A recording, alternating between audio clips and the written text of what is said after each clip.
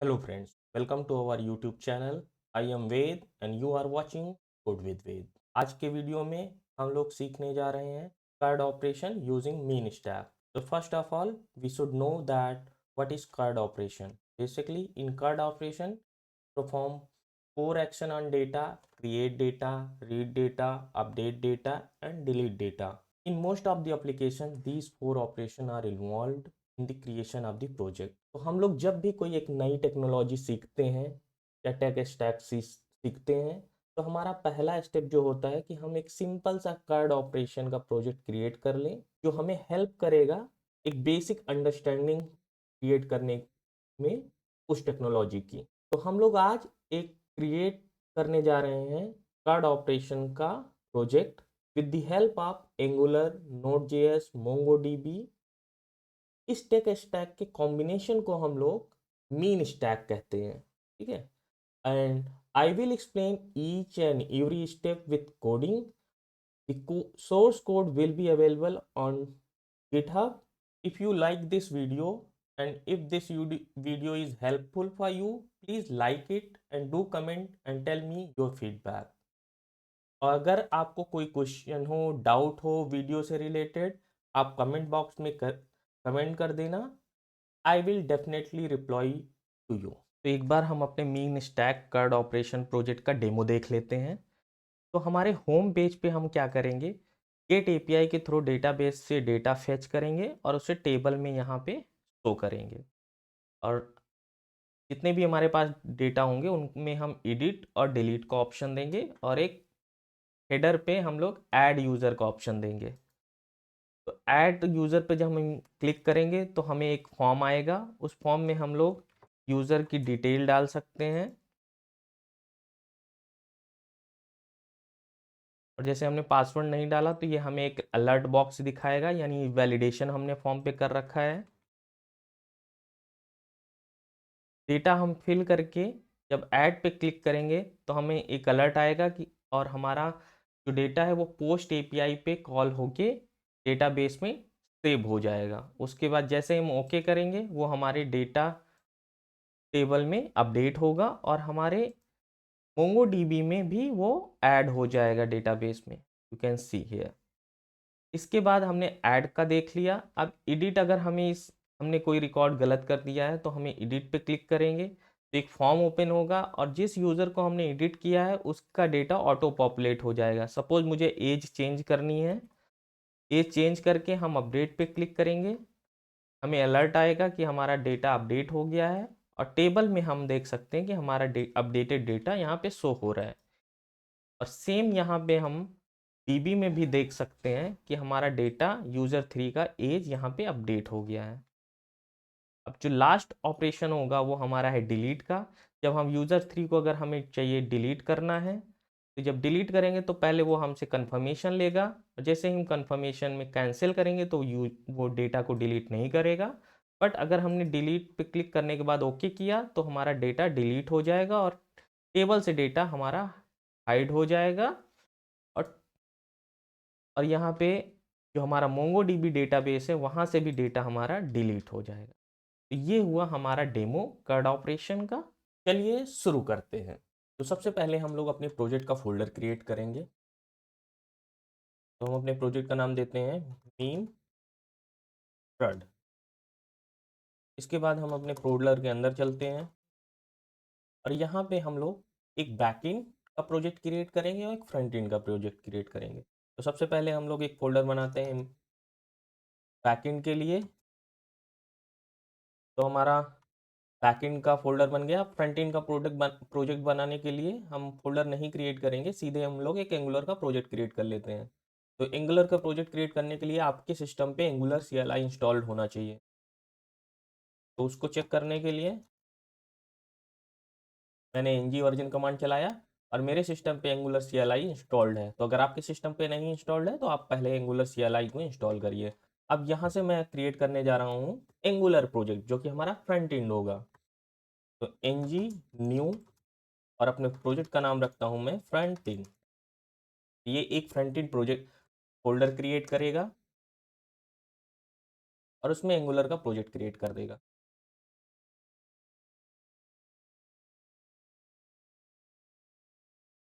तो हमारा project create हो गया है।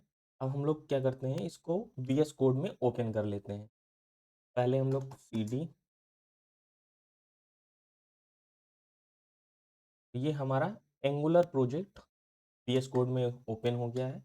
और अब हम लोग अपने बैकएंड फोल्डर को भी VS कोड में ओपन कर लेते हैं। CD बैकएंड, तो ये हमारा एक बैकएंड फोल्डर हो गया जिस पे हम लोग अपना Node.js का प्रोजेक्ट अभी आगे क्रिएट करेंगे। तो सबसे पहले हम लोग अपना एंगुलर के प्रोजेक्ट को कॉन्फ़िगर कर लेते हैं प्रॉपर, फिर उसके बाद हम लोग Node.js के प्रोजेक्ट पे आएंगे। तो इसको मैं मिनिमाइज कर देता हूँ। यहाँ पे हम लोग टर्मिनल ओपन कर लेते हैं और एंगुलर के प्रोजेक्ट को स्टार्ट कर लेते हैं। तो हमारा प्रोजेक्ट स्टार्ट हो गया, इसको रन करते हैं। लोकल लोकल होस्ट 4200 पे। ये हमारा एक स्टार्टिंग Node.js का प्रोजेक्ट, एंगुलर का प्रोजेक्ट हो गया। तो अभी ये इसमें एक पहले से टेम्पलेट दिया हुआ है, इसको हम लोग क्लीन कर लेते हैं और इसमें हम लोग हेलो वर्ल्ड प्रिंट कर लेते हैं।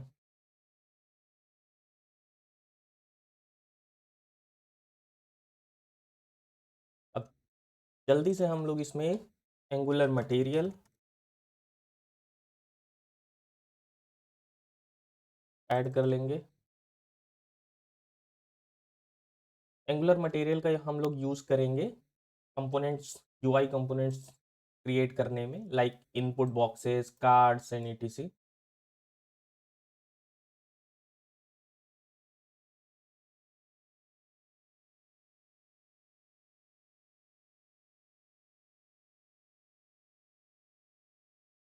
हम लोग थीम सेलेक्ट कर लेते हैं।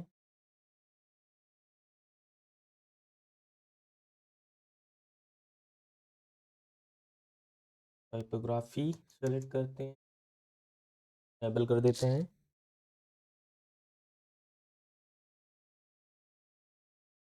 एंगुलर मटेरियल हमारा इंस्टॉल्ड हो गया है। इसको चेक करने के लिए हम क्या कर सकते हैं, अपने कंपोनेंट में यहाँ पे हम लोग इंपोर्ट करेंगे मैट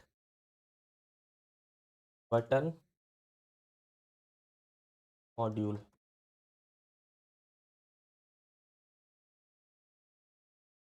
तो हमें करना कंपोनेंट बटन यही,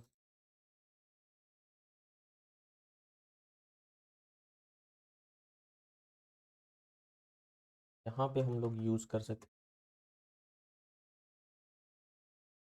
हैं रेज्ड बटन कलर प्राइमरी। ये हमारा एंगुलर मटेरियल की बटन हो गई। ओके, अगर ये वर्क करेगा प्रॉपर तो इसका मतलब क्या हुआ, हमारा एंगुलर मटेरियल कन्फिगर हो गया। चलते हैं, कुछ तो प्रॉब्लम, मे बी हमें अपना प्रोजेक्ट रीस्टार्ट करने की ज़रूरत है। ट्राई कर लेते हैं।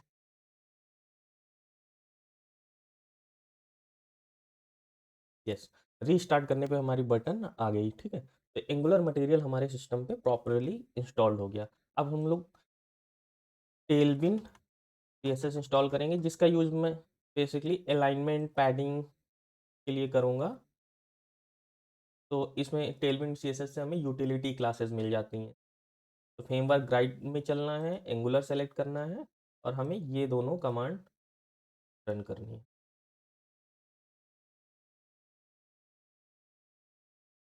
तो ये कमांड हमारा टेलविन CSS को इंस्टॉल करेगा हमारे प्रोजेक्ट में, पैकेज को। उसके बाद जो नेक्स्ट कमांड है npx tailwind css init, ये हमारे प्रोजेक्ट में tailwind css की कॉन्फ़िगर फाइल जनरेट करेगा। और इसको से हम लोग कॉन्फ़िगर क्या करेंगे, इसमें जो कंटेंट डालेंगे वो एंगुलर का की फाइल्स डालेंगे कि हमारी टाइपस्क्रिप्ट फाइल और HTML फाइल को उसे ट्रैक करना है CSS जनरेट करने के लिए। इस तरीके से हमारा सेटअप हो गया टेलविन CSS का। और इसको चेक करने के लिए हमें क्या करना है, क्लास लगानी है बीजी ग्रीन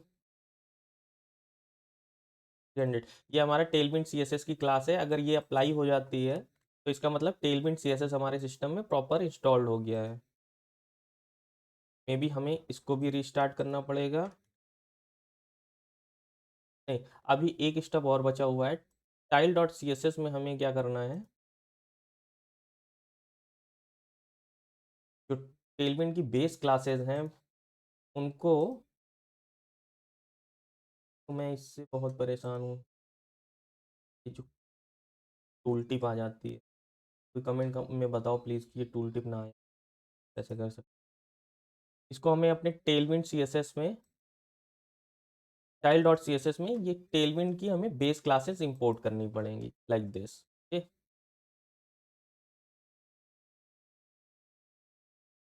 अब हम अपना प्रोजेक्ट स्टार्ट करते हैं।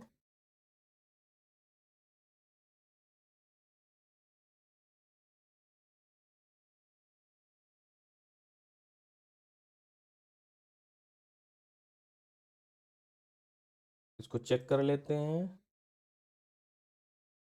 ये बैकग्राउंड क्लास ग्रीन हमारे हेडिंग में अप्लाई हो गई, इसका मतलब टेलविंड सीएसएस हमारा कॉन्फ़िगर हो गया है। तो इस तरीके से हमारा फ्रंट एंड का एंगुलर प्रोजेक्ट का बेसिक सेटअप रेडी हो गया है। अब हम लोग क्या करेंगे, नोड जेएस का प्रोजेक्ट क्रिएट करेंगे। तो उसके लिए मैं जो फ्रेमवर्क हम लोग मीन स्टैक पे यूज़ करते हैं वो एक्सप्रेस जेएस होता है।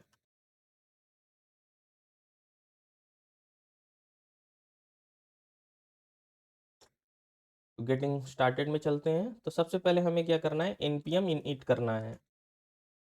आपके सिस्टम में नोड जेएस इंस्टॉल्ड होना चाहिए। चलिए ओपन करते हैं बैकएंड प्रोजेक्ट। ये हमारा बैकएंड प्रोजेक्ट है। बैकएंड फोल्डर के अंदर टर्मिनल ओपन करेंगे।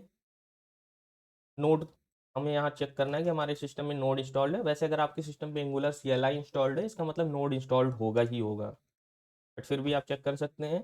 npm init और npm ही इंस्टॉल्ड होना चाहिए।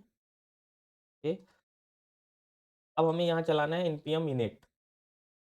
इससे क्या होगा, एक basic package dot JSON file create होगी हमारे सिस्टम में।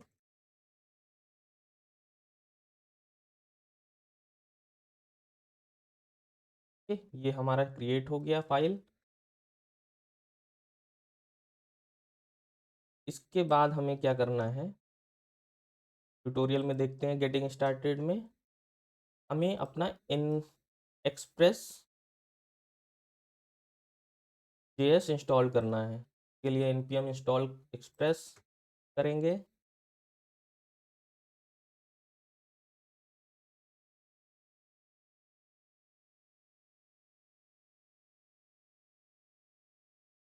तो एक्सप्रेस जेएस हमारा इंस्टॉल्ड हो गया।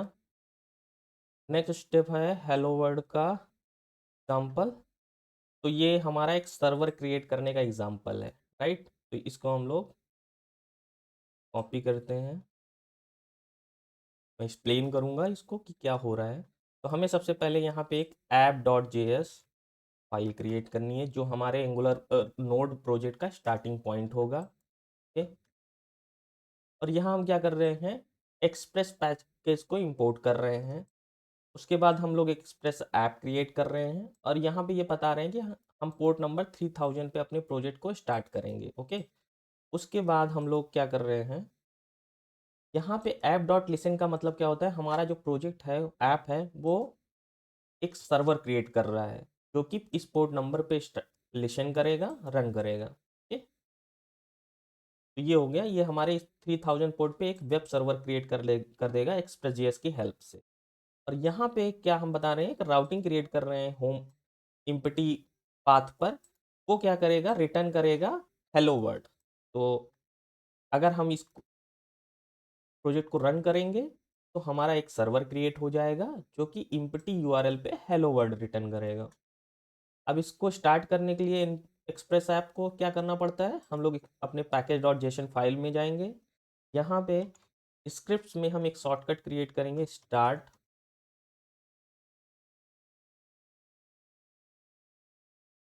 इसको हम अपना ऐप डॉट जेएस कर देते हैं। वैसे इससे फ़र्क अभी नहीं पड़ेगा क्योंकि हम लोग स्टार्ट कमांड देने जा रहे हैं। और यहाँ हम लिखेंगे नोड ऐप डॉट जेएस। ये हमारी स्टार्टिंग पॉइंट होगा प्रोजेक्ट का। इस तरीके से हम लोग अपने प्रोजेक्ट को रन करेंगे।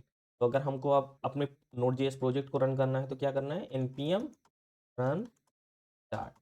या ओनली npm स्टार्ट। तो जैसे ही हमने अपना प्रोजेक्ट रन किया, ये हमें बता रहा है कि हमारा जो प्रोजेक्ट है वो 3000 पोर्ट पे रन कर रहा है। तो इसको टेस्ट कर लेते हैं। Local host 3000। तो यहाँ देखना है कि हमारा ये 3000 पोर्ट पे प्रोजेक्ट रन हो रहा है और हमें वो हेलो वर्ल्ड रिटर्न कर रहा है। अगर हम किसी और पाथ को ओपन करेंगे तो ये बता रहा है कि ये ऐसा कोई पाथ नहीं एग्जिस्ट कर रहा है, क्योंकि हमने इस पेज की कोई राउटिंग नहीं कर रखी, केवल इम्पटी पेज की राउटिंग कर रखी है। तो इस तरीके से हमने एक नोड जेएस का बेसिक प्रोजेक्ट क्रिएट कर लिया, जिसमें हमने सर्वर क्रिएट किया और एक सिंपल इम्पटी राउट क्रिएट कर लिया।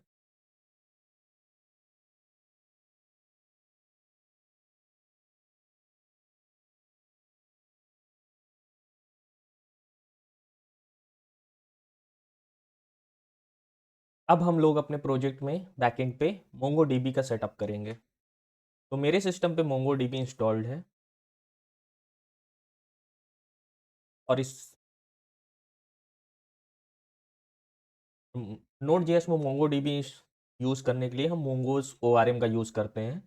तो उसको सर्च करते हैं हम लोग एक बार।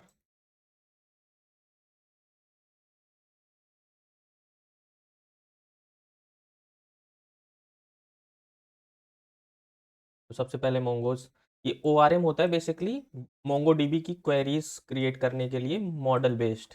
तो हम लोग मॉडल्स क्रिएट करते हैं और ये इंटरनली क्वेरी क्रिएट करके मोंगोडीबी पे रन करता है। तो इस पैकेज को हम लोग इंस्टॉल करेंगे।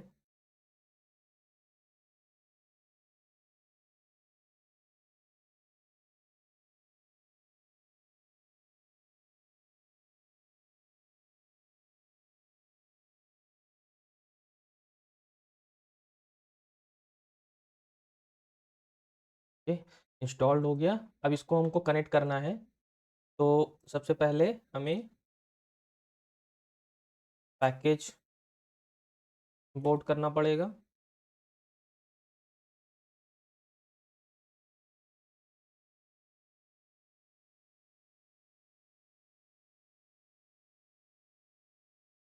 ये हमारा पैकेज हो गया मोंगोज।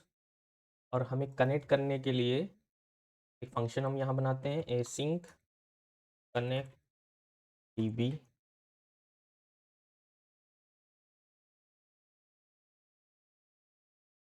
और यहाँ हम क्या करेंगे,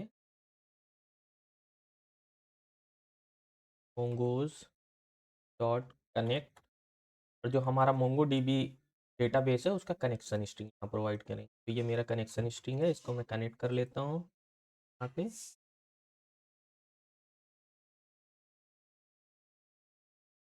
यहाँ पे मुझे अपना कनेक्शन स्ट्रिंग प्रोवाइड करना है। ये हो गई मेरी कनेक्शन स्ट्रिंग। इसके बाद एक ऑप्शन प्रोवाइड करना है डीबी का नेम, डीबी नेम। और हम डीबी का नाम रख रहे हैं यूजर्स डीबी। ओके, तो ये हो गया हमारा डीबी। और इस ये है हमारा एसिंग फंक्शन, इसको हम करेंगे अवेट। अब ये तो हमारा एक फंक्शन के अंदर हो गया। अब हमें डीबी इसको कॉल करना है और कैच में हम लोग अगर कोई एरर आती है तो एरर को कैच करके कंसोल डॉट एरर कर लेंगे।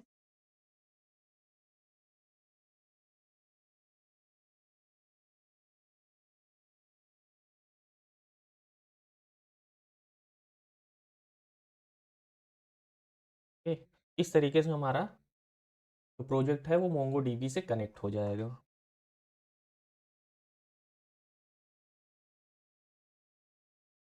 हम जो कर्ड ऑपरेशन क्रिएट करने जा रहे हैं उसमें हम क्या करेंगे, यूज़र की एंट्री करेंगे, यानी यूज़र को क्रिएट करेंगे, ये हमारा कर्ड क्रिएट ऑपरेशन होगा। यूज़र को अपडेट करेंगे, ये हमारा अपडेट ऑपरेशन होगा। यूज़र का डेटा हम लोग गेट करेंगे, ये हमारा रीड ऑपरेशन होगा। और यूज़र को डेटा हम डिलीट करेंगे, ये हमारा डिलीट ऑपरेशन होगा।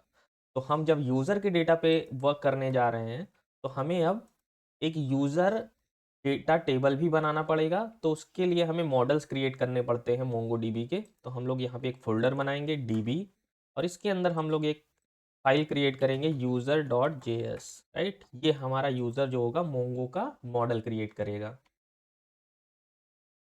तो उसके लिए हमें पहले तो मोंगोज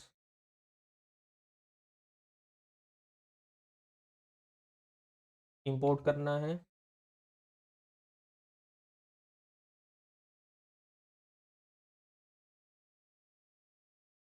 उसके बाद हम लोग एक यूजर क्या स्कीमा बनाएंगे, यूजर स्कीमा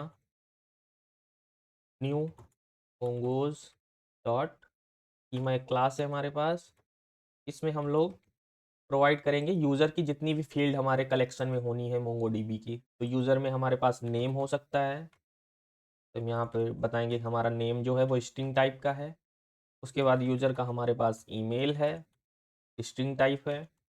एज है जो कि नंबर टाइप है। उसके बाद यूज़र का एड्रेस है जो कि स्ट्रिंग टाइप है। उसके बाद पासवर्ड है जो कि स्ट्रिंग टाइप है। ठीक है? तो ये हमारा यूज़र का हो गया स्कीमा। इसके बाद हम लोगों को यूज़र मॉडल क्रिएट करना है। यूज़र मॉडल कैसे क्रिएट होता है, इस स्कीमा को हम लोग यूज़ करते हैं। यहाँ पे हम लोग बताते हैं कि हमारे यूज़र का जो डीबी है, हमारा जो डेटाबेस है, उसमें हमारा यूज़र किस टेबल में स्टोर होगा। हम इस मोंगो डीबी में नो एसक्यूएल में टेबल को कलेक्शन बोलते हैं, तो यहाँ हमने कलेक्शन का नाम देना है और इसमें हम प्रोवाइड करेंगे अपना स्कीम। इस तरीके से ये हमारा मॉडल क्रिएट हो गया। इसको हम लोग एक्सपोर्ट कर देंगे यहाँ से।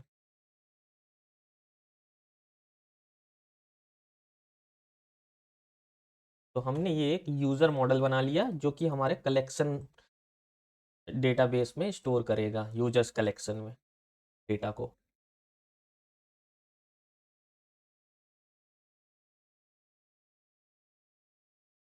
अब हमको क्या करना है, यहाँ पे इसको पोस्ट रिक्वेस्ट में कन्वर्ट करते हैं। एक यूआरएल और हम लोग बनाते हैं, ऐप डॉट पोस्ट स्लैश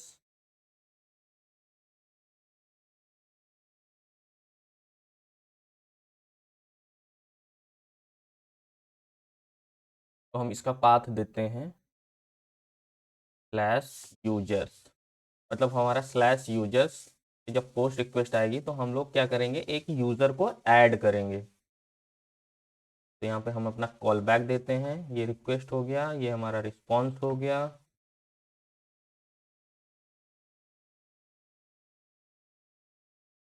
अब यहाँ पे हम क्या करेंगे, अपना यूज़र को ऐड ऑपरेशन करेंगे। उसके बाद हम लोग अपना रिस्पॉन्स यहाँ से रिटर्न कर देंगे।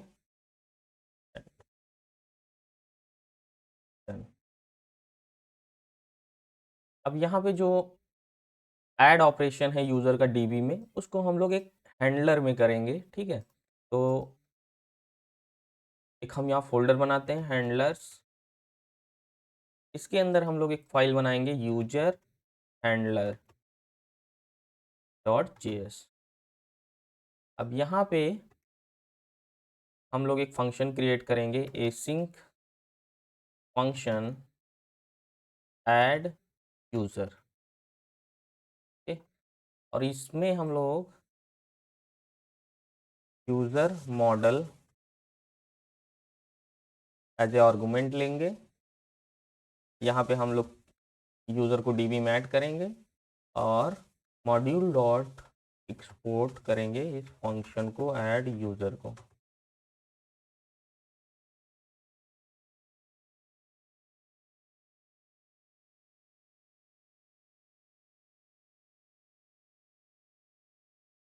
और मोंगोडीबी में इस मॉडल को ऐड करने के लिए हमें इंपोर्ट करना है अपना यूज़र मॉडल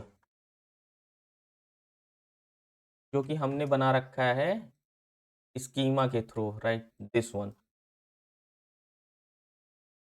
तो रिक्वायर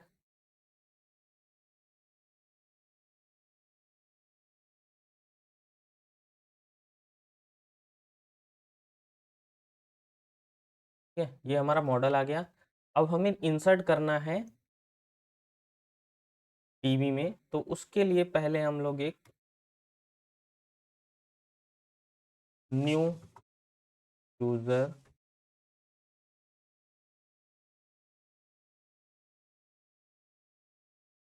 इसमें पास करेंगे अपने मॉडल को। इस तरीके से हमने एक नई एंट्री क्रिएट कर ली। अब जैसे ही हम इसको क्या करेंगे, इस एंट्री को सेव करेंगे, ये हमारा डेटाबेस में सेव हो जाएगा और इसको हम लोग यहीं से रिटर्न कर सकते हैं।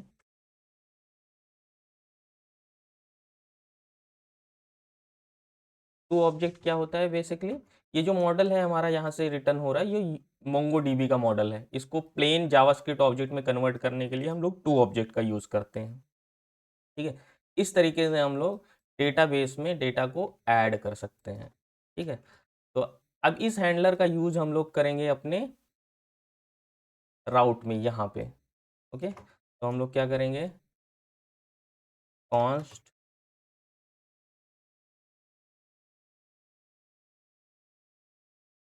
तो हम लोग क्या कॉल करेंगे, ऐड यूज़र। ठीक है, ये हमारा इंपोर्ट हो गया। अब इसमें हमें पास करना है रिक्वेस्ट डॉट बॉडी, क्योंकि हम जब पोस्ट रिक्वेस्ट में डेटा सेंड करेंगे वो हमारे बॉडी में आएगा, राइट। और इसको हमें करना है अवेट, और अवेट करने के लिए हमें इसे इस एसिंग क्रिएट करना है फंक्शन को। इस तरीके से हमारा पोस्ट रिक्वेस्ट कंप्लीट होती है। अब इसको हमें टेस्ट करना है, तो सबसे पहले npm स्टार्ट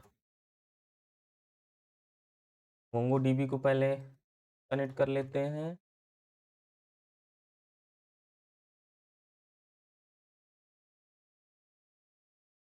तो अभी हमारे यूज़र डीबी में यूज़र टेबल है और यहाँ पे कोई एंट्री नहीं हुई है। ठीक है,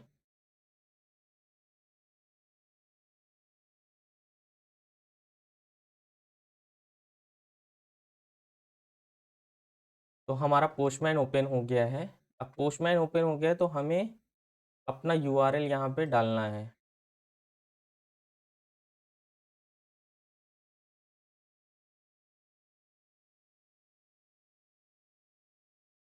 हमारी रिक्वेस्ट पोस्ट है, यूज़र का पाथ हमारा यूआरएल ये है, और यहाँ पे हमें पोस्ट रिक्वेस्ट करनी है। ठीक है, तो ये हमारी फील्ड्स हैं, इनको हम यहाँ से पास करेंगे। तो हम बॉडी में गए, ड्रॉ जेसन सेलेक्ट किया, यहाँ पे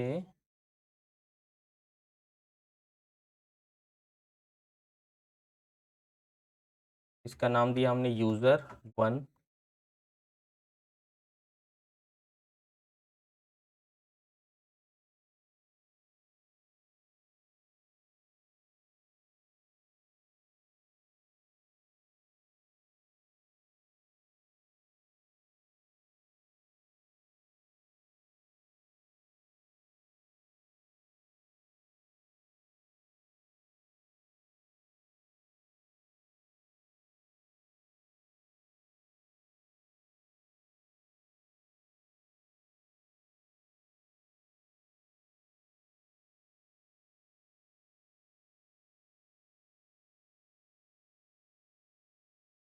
ये हमारा बॉडी हो गया। अब इसको हम जैसे ही पोस्ट रिक्वेस्ट सेंड करेंगे, हमारा डेट हमें रिटर्न आया डन, क्योंकि हमने ये डन वहाँ से रिटर्न किया है।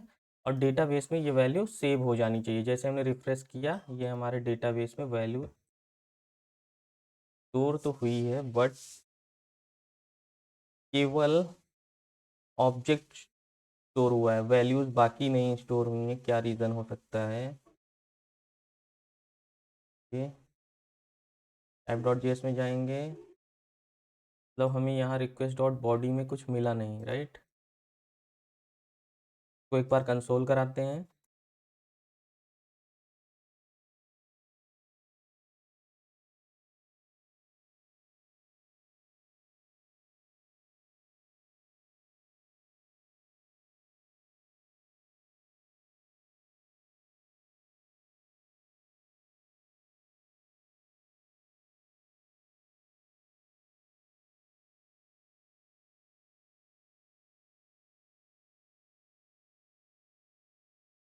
मैंने फिर से रिक्वेस्ट सेंड की।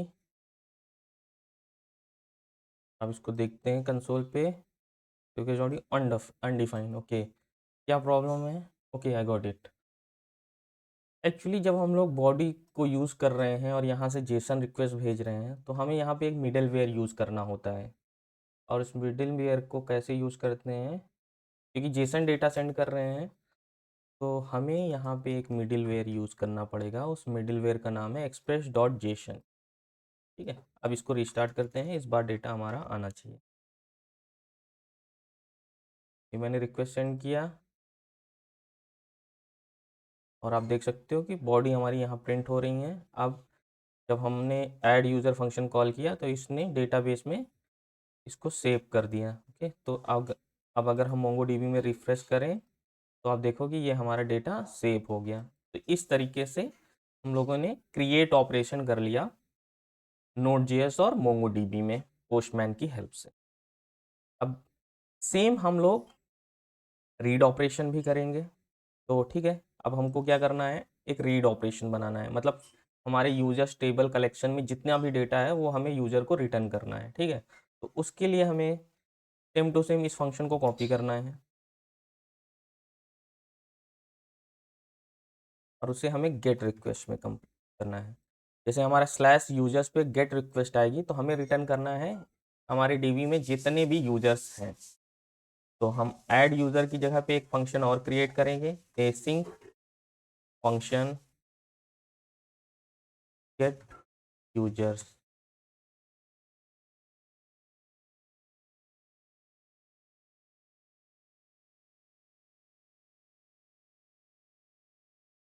और यहाँ पे हमारा यूजर्स मॉडल जो है पोस्टमैन का, सॉरी मोंगोडीबी का, उसमें हमारा फंक्शन होता है फाइंड।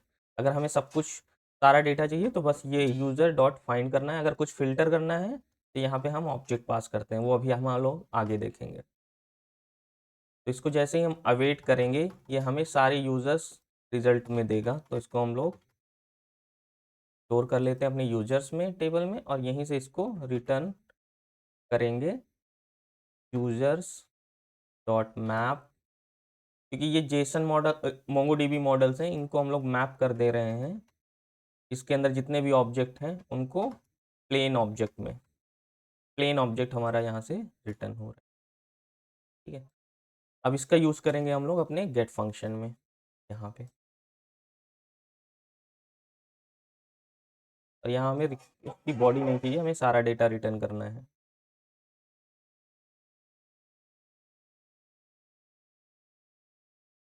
तो हम लोग यहाँ पे जब यूजर्स हैंडलर हम बना रहे हैं तो यहाँ पे हमको एक्सपोर्ट भी करना पड़ेगा इसको।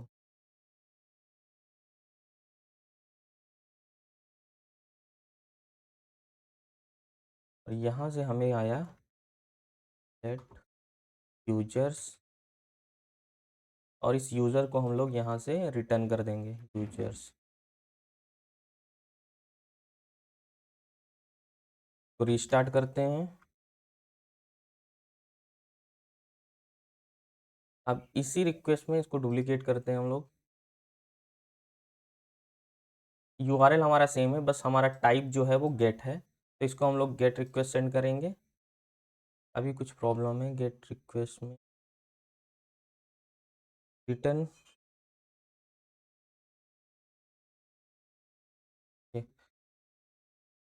हमारे यहाँ हैंडलर्स में ओके, ये यूजर्स है नॉट यूजर।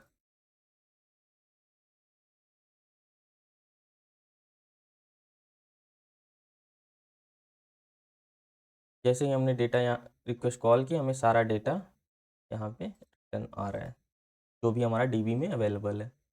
ठीक है, तो इस तरीके से हमारा रीड ऑपरेशन भी हो गया। अब यहाँ पे एक कॉन्सेप्ट आता है ऑप्टिमाइजेशन का। यहाँ पे देखिए, आप जितने भी राउट्स बना रहे हो, यूआरएल्स बना रहे हो, एपीआई, वो सब आपका एक ही पेज पे होता जा रहा है, राइट, एक ही फाइल में। तो इस तरीके से इसको मैनेज करने में प्रॉब्लम आ रही है। तो हमें क्या करना है, जैसे हमें अब ये यूजर्स के जितने भी राउट हैं वो एक दूसरे से वेल कनेक्टेड हैं, तो इनको हमें एक सिंगल फाइल में क्रिएट करना चाहिए। तो हम यहाँ एक फोल्डर क्रिएट करेंगे राउट्स, और जितना ये सारे हमारे यूजर से रिलेटेड राउट हैं उनको हम लोग क्रिएट करेंगे इस फाइल के अंदर, जिससे कि इसको मैनेज करना हमारा आसान हो। तो यूजर राउट डॉट जीएस एक हमने फाइल बनाई।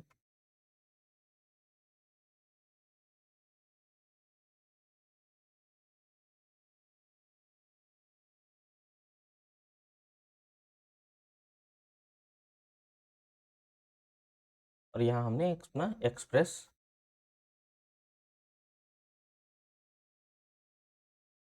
एक्सप्रेस को इंपोर्ट किया। उसके बाद एक एक्सप्रेस राउटर होता है, उसको हमने क्रिएट किया एक्सप्रेस डॉट राउटर से। और जो ये हमारे फंक्शंस होंगे वो अब ऐप के थ्रू ना होके राउटर के थ्रू क्रिएट होंगे। ठीक है। और यहीं से हम लोग एक्सपोर्ट करेंगे मॉड्यूल डॉट एक्सपोर्ट, और यहाँ से हम लोग एक्सपोर्ट करेंगे राउटर को।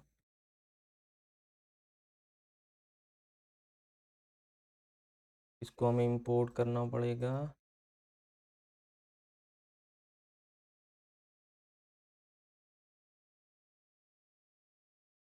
आ नहीं रहा है तो देखते हैं कैसे आएगा। Const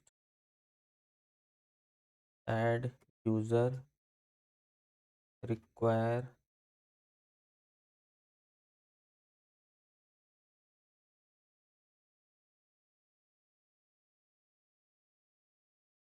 friend.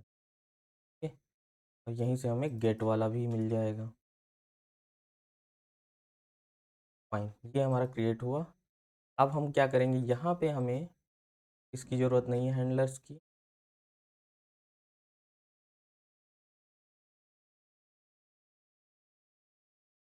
हमें इंपोर्ट करना है यूजर राउट्स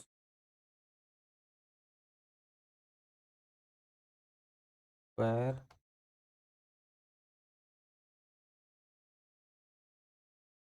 ये यूजर्स राउट आ गया हमारा।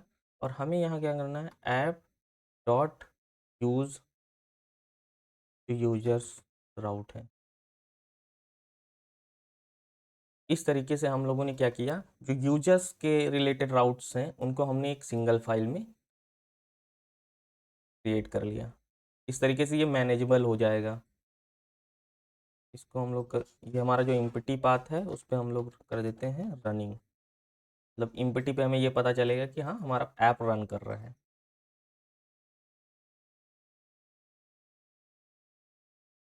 तो एक बार चेक करते हैं कि हमारा रन प्रॉपर वर्क कर रहा है या नहीं। तो हमने फिर से गेट रिक्वेस्ट सेंड की और हमें डेटा रिटर्न हो गया। तो हमारा रिफैक्टर जो हमने अभी किया राउट्स को एक सिंगल फाइल में, डिफरेंट फाइल में, वो वर्क कर रहा है। अब इसके बाद हमें क्या करना है, हमें get by ID function create करना है। क्योंकि नेक्स्ट ऑपरेशन जो हमारा है वो है अपडेट। अपडेट करने के लिए पहले हमें गेट करना पड़ेगा। तो गेट के लिए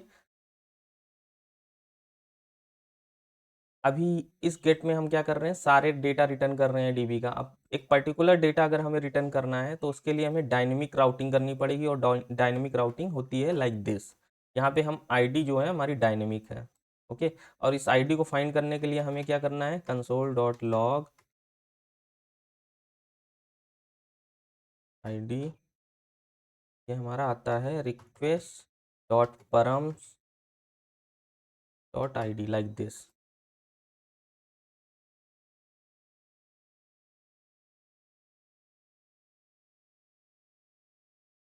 अब हमें यहाँ पे एक फंक्शन क्रिएट करना पड़ेगा गेट के लिए, जिसमें आईडी से हम लोग गेट करेंगे। तो एक सिंगल यूज़र रिटर्न होगा और ये हम लोग आईडी हमको मिल पास करेगा। तो यहाँ पे हमारे मॉडल में एक फंक्शन होता है गेट बाई आईडी।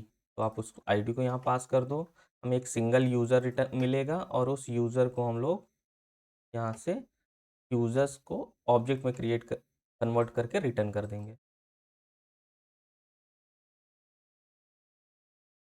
तो पहले हम लोग सारी एपीआईज क्रिएट कर लेंगे। जब हमारी एपीआईज क्रिएट हो जाएंगी तो हम लोग एंगुलर वाले पार्ट पे चलेंगे करने के लिए।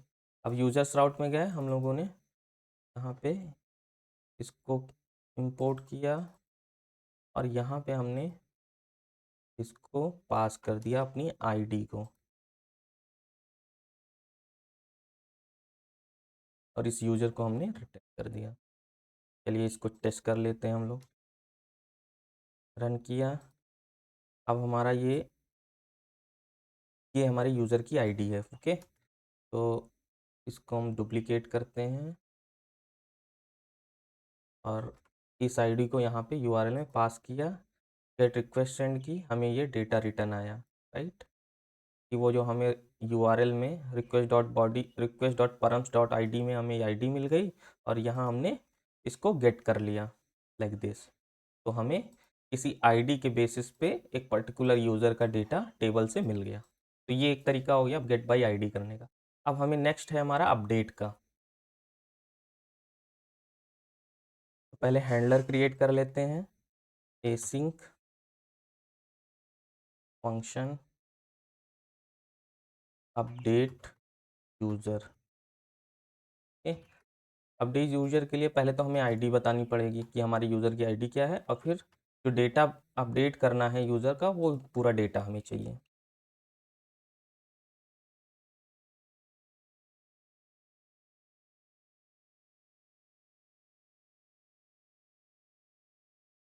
अब इसके बाद हमें क्या क्या करना है, यहाँ पे एक फ़िल्टर क्रिएट करना है कि जिस यूज़र के डेटा को हमें अपडेट करना है उसके लिए हमें एक फ़िल्टर बनाना पड़ेगा।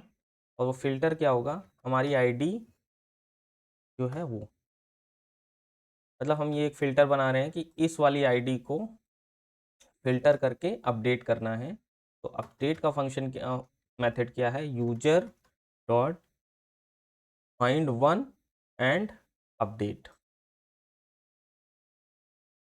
इसमें हम लोग अपना फ़िल्टर पास करेंगे, तो जिस पे भी आईडी मैच करेगी उसको ये क्या करेगा, इस वाले मॉडल के में जो भी डेटा होगा उससे अपडेट कर देगा। हम लोग हमारा अपडेट यहाँ से कंप्लीट हो जाएगा। तो अब इसको हम लोग पास करते हैं।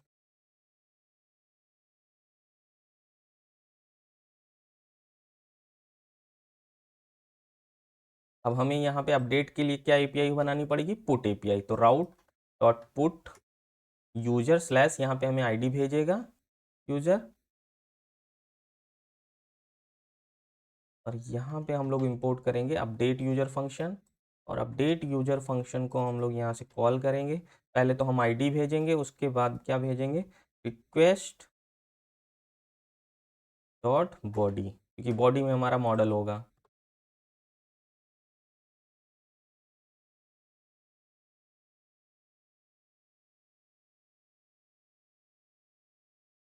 चलिए इसको रीस्टार्ट करते हैं। अब चेक करते हैं, इसको डुप्लीकेट, इसको हम लोग करेंगे डुप्लीकेट। ये हमारा मॉडल हो गया, इसको हम लोग बॉडी में रखेंगे। अब हमारे यूज़र का आईडी ये है, तो हम इसको पास किए और रिक्वेस्ट टाइप हमने पुट किया। अब यूज़र का नाम हमें अपडेट करना है, तो इसको हमने न्यू किया। एज हमें 25 करनी है, ठीक है? अब इसको हमने रिक्वेस्ट को सेंड कर दिया, कुछ एरर आई,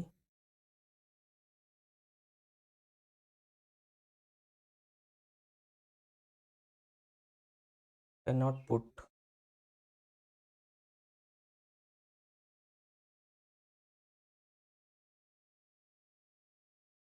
ओके, एक हमने गलत यहाँ मेथड डाल रखा है, ये पुट है। ओके, इसको रिस्टार्ट करेंगे।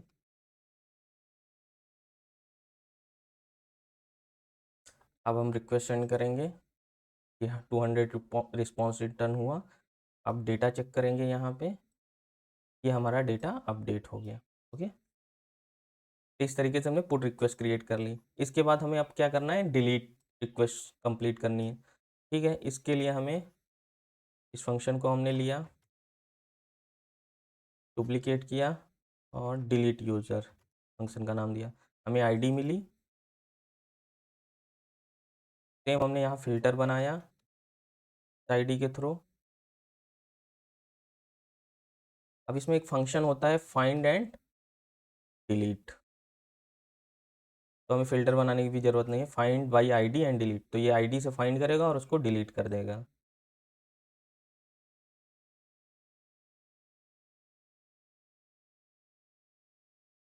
और इस फंक्शन को हम लोग कोड कर देंगे। अब अपने हम राउट्स में क्या करेंगे, एक डिलीट फंक्शन बनाएंगे, डिलीट रिक्वेस्ट एपीआई। तो यहाँ पे डिलीट रहेगा और हम लोग डिलीट यूज़र हैंडलर भी इंपोर्ट कर लेंगे। डिलीट यूज़र कॉल करेंगे, बॉडी हम यहाँ से सेंड नहीं करेंगे क्योंकि हमें सिर्फ आईडी की ज़रूरत है। और इसको हम लोग स्टार्ट कर लेते हैं। तो चलिए इसको एक बार रिफ्रेश करके देखते हैं। हमें मान लो ये रिकॉर्ड सेंड करना है, जैसे ये डिलीट करना है, ये करप्टेड डेटा है, बाकी कोई एंट्री इसमें नहीं है, तो इसको हम लोग डिलीट कर लेते हैं। ये आईडी हमने दिया, मेथड हमने डिलीट किया और हमें बॉडी भेजने की ज़रूरत नहीं है। तो जैसे ही हम ये डिलीट रिक्वेस्ट सेंड करेंगे, हमें 200 रिटर्न हुआ और यहाँ रिफ्रेश किया, डेटा डेटा हमारा डिलीट हो गया। अब जैसे इसको डिलीट करना है, अब इस रिक्वेस्ट को सेंड किया, डिलीट किया डेटा, वेरीफाई करते हैं तो वो डेटा डिलीट हो गया। इस तरीके से हमारा जो क्रिएट, रीड, अपडेट और डिलीट ऑपरेशन है वो बैकएंड पे कंप्लीट हो गया है। तो हमने create, get, put, delete, post ये रिक्वेस्ट क्रिएट करके डेटाबेस पे वेरीफाई कर लिया और पोस्टमैन की हेल्प से हमने रिक्वेस्ट भी सेंड करके देख लिया।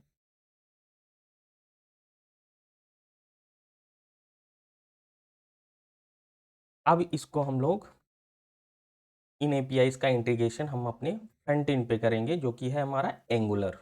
तो इस तरीके से हमारा ये मीन स्टैक कंप्लीट टेक्नोलॉजी होती है, मोंगोडीबी, एक्सप्रेस, नोड जेएस और एंगुलर जेएस, एंगुलर। तो हमने एपीआईज अपनी क्रिएट कर ली। अब चलते हैं अपने फ्रंट एंड पे। इस प्रोजेक्ट को हम ऐसे रन करने देते हैं और अपने फ्रंट एंड को ओपन करते हैं।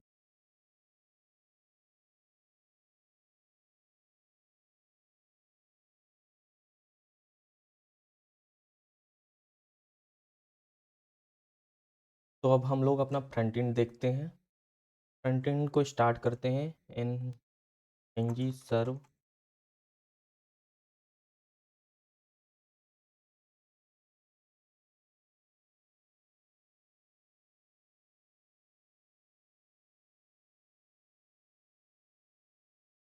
तो सबसे पहले हम लोग एक हेडर क्रिएट कर लेते हैं यहाँ पे। तो उसके लिए एंगुलर मटेरियल का टूल बार यूज़ करेंगे हम लोग।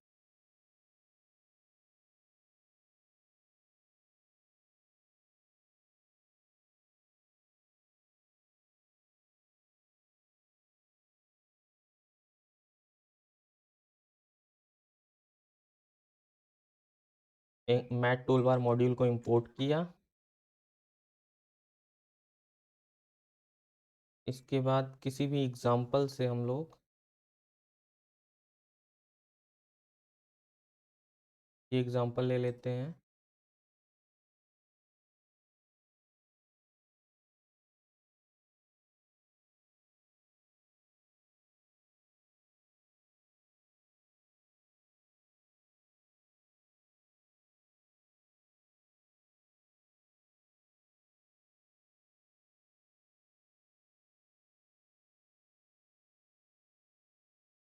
इसको मीन कार्ड ऐप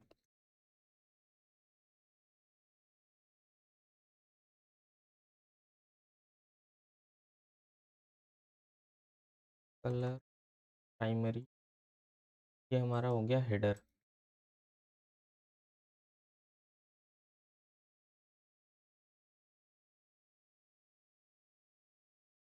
अब इसके नीचे हम लोग यूज़र कंपोनेंट के लिए राउटिंग करेंगे।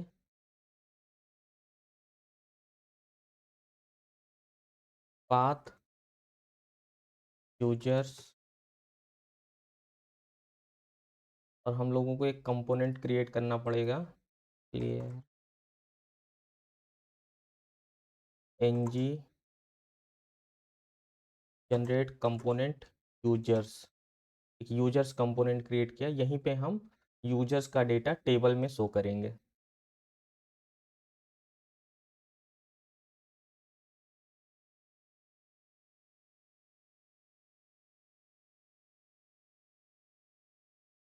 और राउटिंग इनेबल करने के लिए हमें यहाँ पे एक आउटलेट राउटर आउटलेट कंपोनेंट का प्लेस होल्डर देना पड़ेगा। तो हम लोग एक ड्यू के अंदर रख लेते हैं क्लास, थोड़ी सी पैडिंग दे देते।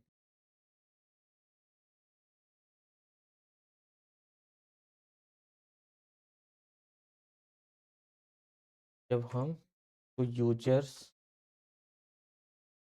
यूआरएल पे ले जाएंगे तो यहाँ पे हमें यूजर्स कंपोनेंट लोड होता हुआ दिख रहा है। तो राउटिंग को थोड़ा सा और बेटर करते हैं। अगर इम्पटी यूआरएल हुआ हमारा तो भी हमारे पास और कोई कंपोनेंट दिखाने के लिए है नहीं, तो सिर्फ यूजर्स कंपोनेंट ही हम यहाँ दिखा सकते हैं। तो अगर होम पेज पे भी होंगे तो यूजर्स कंपोनेंट दिखेगा। सॉरी। अब यहाँ हमें क्या करना है, अपनी गेट एपीआई का जो हमने क्रिएट किया है उसकी हेल्प से यहाँ पे डेटा शो करना है। तो हमें एक सर्विस क्रिएट करनी है, ng जनरेट सर्विसेज फोल्डर के अंदर हम एक सर्विस क्रिएट करेंगे, यूजर सर्विस। ओके, हमारी यूजर सर्विस क्रिएट हो गई। अब यहाँ पे हम लोग HTTP क्लाइंट का यूज़ करेंगे एपीआई कॉल करने के लिए।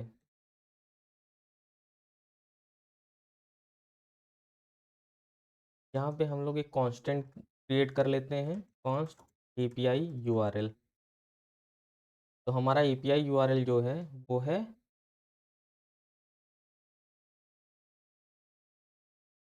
Local host 3000। ये हमारा बेस यूआरएल है, एपीआई बेस यूआरएल।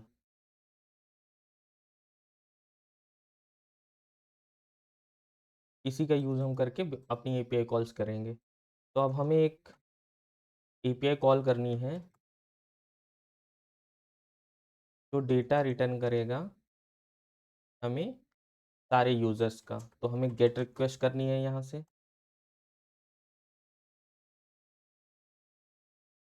और यहाँ पे हमें एपीआई यूआरएल डालना है, प्लस हमें अपना ऐड करना है यूजर्स राउट लाइक दिस।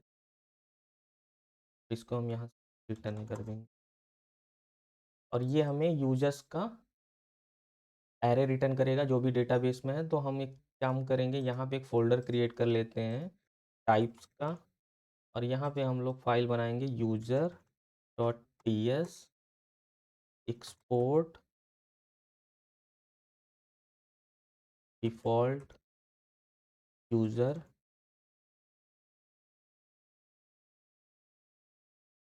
अब हमारे यूज़र्स में क्या क्या फील्ड्स हैं, वो ये सारी फील्ड्स हैं हमारी।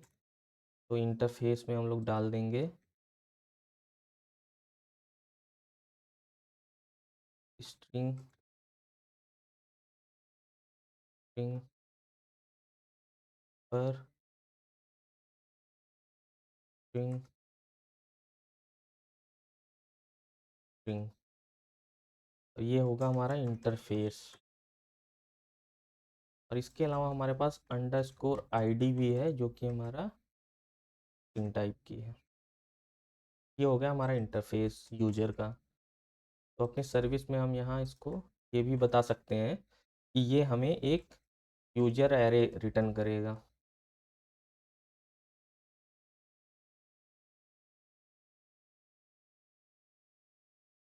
अब जब हम यहाँ HTTP क्लाइंट यूज़ कर रहे हैं तो इस इंजेक्ट कर रहे हैं, तो इसको हमें प्रोवाइडर में रजिस्टर भी करना पड़ेगा। तो हम app.config फाइल में जाएंगे और यहाँ पे प्रोवाइड HTTP क्लाइंट ऐड करेंगे। ठीक है, अब हम अपना कॉल कर सकते हैं। तो अब हम अपने यूजर्स कंपोनेंट में को ओपन करेंगे और यहाँ पे एक हम यूजर्स प्रॉपर्टी बनाएंगे जो कि यूजर्स का एरे होगी। इसमें हम अपना डेटा स्टोर करेंगे। तो ng on init पे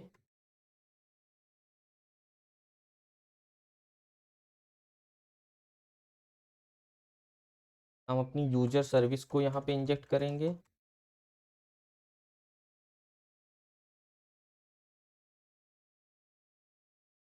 और यूजर सर्विस से हम लोग गेट यूजर्स एपीआई कॉल करेंगे।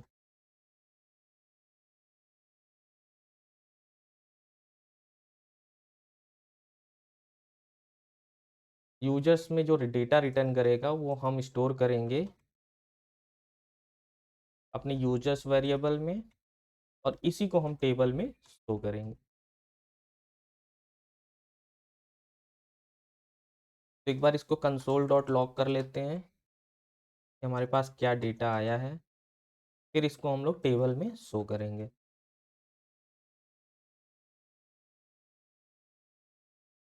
कंसोल ओपन किया,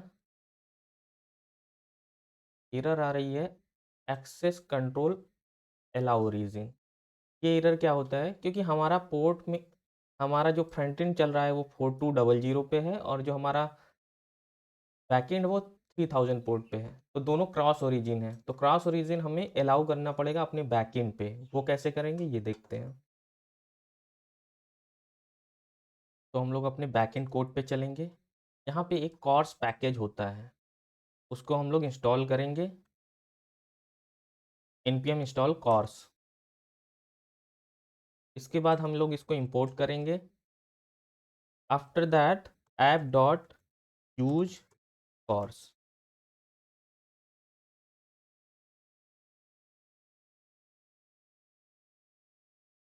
इसको रन करते हैं। अब हम अपने पेज को रिफ्रेश करेंगे।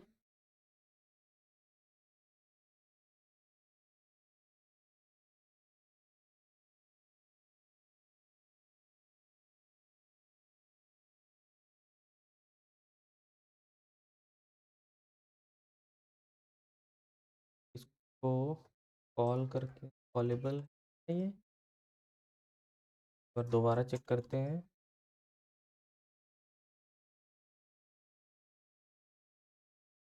रिफ्रेश किया, नाउ इट्स वर्किंग। तो वो एक फंक्शन है, कॉर्स एक फंक्शन है जिसको हमें कॉल करना पड़ेगा ऐप डॉट यूज के समय। ठीक है, तो इस तरीके से हमें यहाँ पे डेटा अपना मिल गया। अब इसको हमें टेबल में शो करना है। तो अपने फ्रंट एंड के प्रोजेक्ट पे चलते हैं। हमारा डेटा यूजर्स एरे में आ चुका है, तो यहाँ पे हम लोग एक ड्यू लेंगे, क्लास शैडो 4 बॉर्डर। अब इसके बाद हम लोग यहाँ पे एक टेबल क्रिएट करेंगे। हेड के अंदर th4 किया। हम नेम दिखाएंगे यूज़र का, ईमेल दिखाएंगे, एज दिखाएंगे, एड्रेस दिखाएंगे। ठीक है? और यहाँ पे एक हेडिंग डालते हैं, यूजर्स डेटा, और इसको हम लोग थोड़ा सा टेक्स्ट एक्सेल करेंगे, फॉन्ट सेमी बोल्ड करेंगे। अभी देखते हैं ये कैसा दिख रहा है, लाइक ओके। उसके बाद हमें यहाँ पे टी बॉडी रखना है। टी बॉडी में भी हम लोग सेम डेटा डालेंगे। यहाँ पे टी एच के जगह पे हमारा टी डी होगा,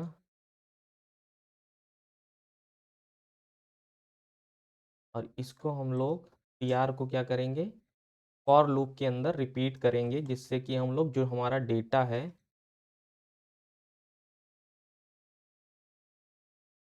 यूजर्स में, यूजर्स वेरिएबल में हमारा डेटा है, उसको हम लोग यहाँ पे शो करेंगे। User dot name. क्या प्रॉब्लम है?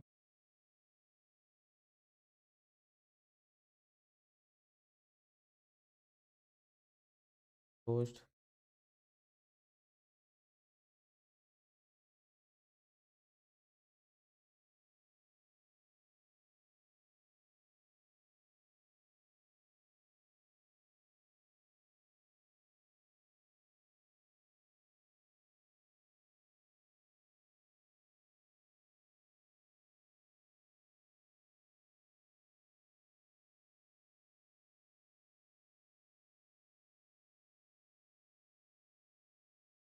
और यहाँ एक एक्शन बटन के लिए एक TH हम लोग और ले लेते हैं, और यहाँ पे हम लोग एक PD लेंगे जिसमें हम लोग अभी बटन दिखाएंगे।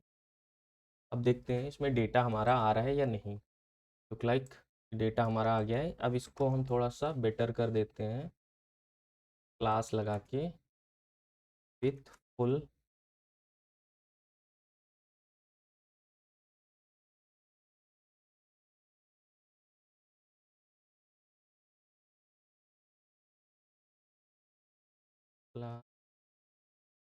Full with full.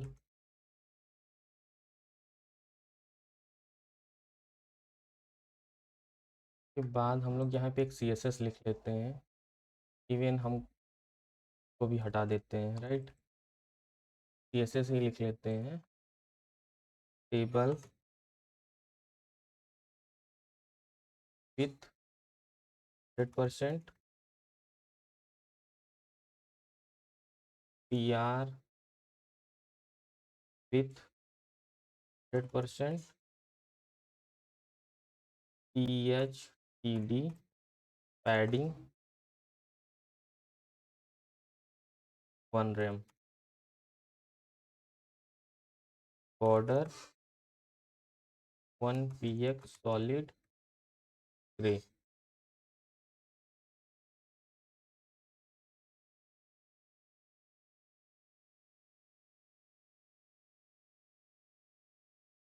कॉमा रहेगा।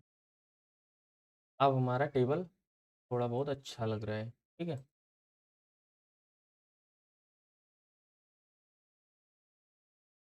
तो हमारे टेबल में डेटा आ गया है।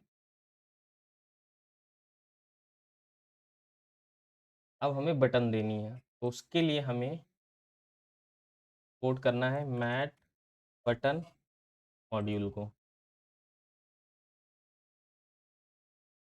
इसको हम एक हेडिंग को एक ड्यू में लेंगे और इसमें क्लास लगाएंगे फ्लेक्स साइड बाई साइड करने के लिए। अब एक यहाँ पे हम लोग बटन देंगे add user mat raised button colour primary. Same यहाँ पे हम लोग इसको देते हैं एक्शन। यहाँ पे बटन देंगे हम लोग एडिट का और डिलीट का।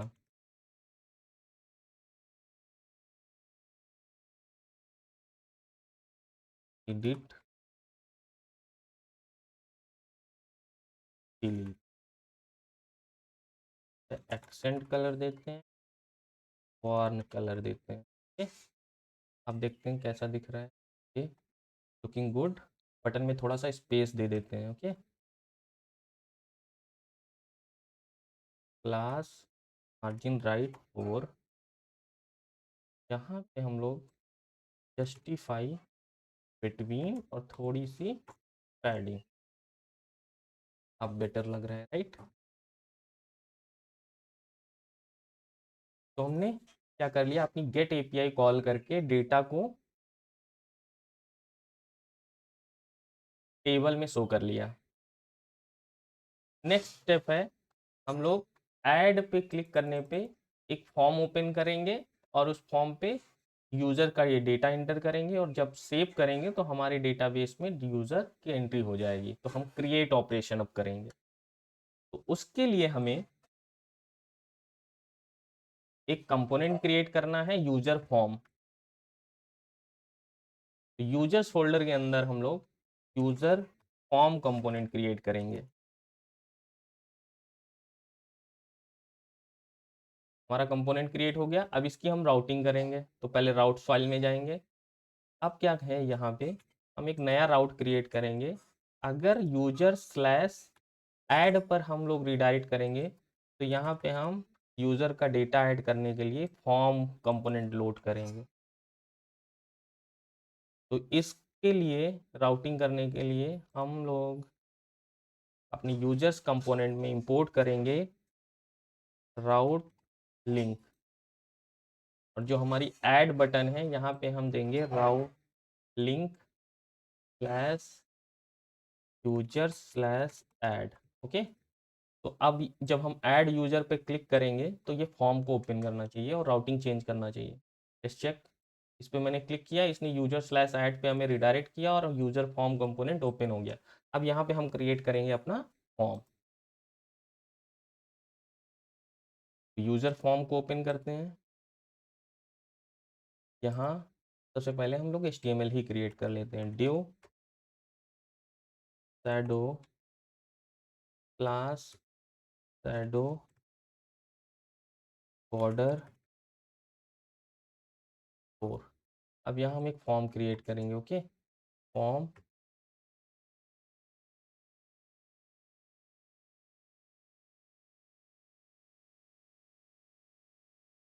div क्लास flex wrap और हम लोग यूज़ करेंगे मैट इनपुट मॉड्यूल। सिंगुलर में चलेंगे, इनपुट मॉड्यूल को इंपोर्ट करेंगे।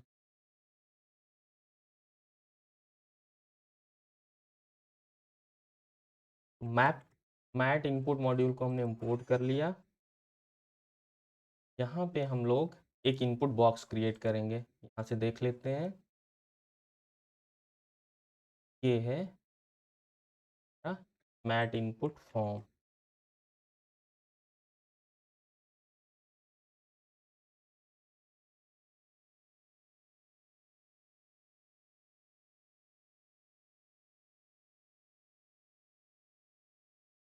इस पे क्लास लगाते हैं डब्लू फुल। ओके, और ये हमारा नेम के लिए हो गया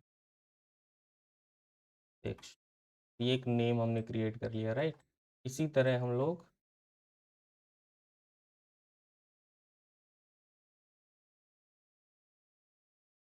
ईमेल के लिए क्रिएट किए, एज के लिए, एड्रेस के लिए।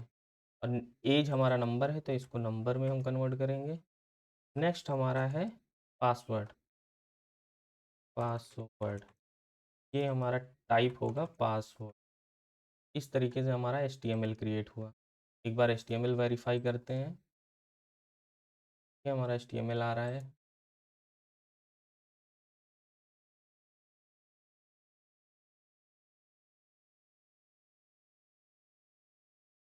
इसके नीचे हम एक div क्रिएट करेंगे और यहाँ पे हम एक बटन यूज़ करेंगे सेव करने के। तो कॉपी कर लेते हैं।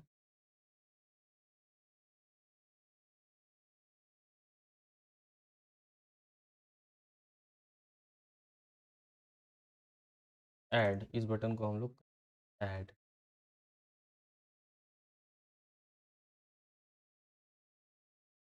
और इस बटन यूज़ करने के लिए हमें मैट बटन मॉड्यूल को इंपोर्ट भी करना पड़ेगा।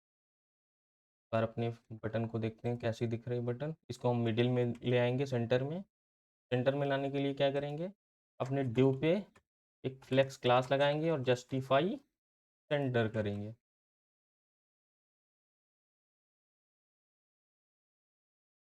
तो हमारा फॉर्म क्रिएट हो गया। अब एक हेडिंग दे देते हैं यहाँ फॉर्म पे, H2 ऐड यूज़र।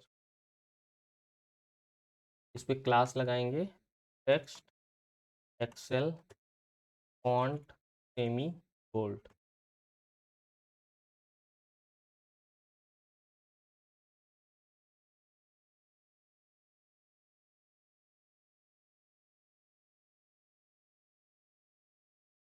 तो हमारा फॉर्म क्रिएट हो गया डिज़ाइन। अब हम इसको एक रिएक्टिव फॉर्म क्रिएट करेंगे जिससे हम अपने HTML को कनेक्ट करेंगे। तो इंपोर्ट करेंगे रिएक्टिव फॉर्म मॉड्यूल।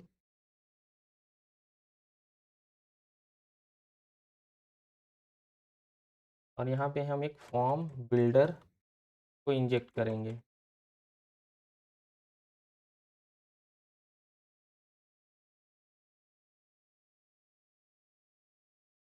अब इस फॉर्म बिल्डर की हेल्प से हम लोग एक यूज़र फॉर्म क्रिएट करेंगे। फॉर्म बिल्डर डॉट ग्रुप, और इस ग्रुप में हम लोग पास करेंगे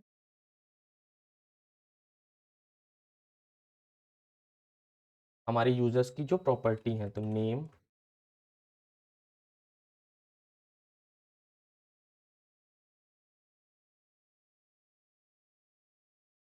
ईमेल, एज,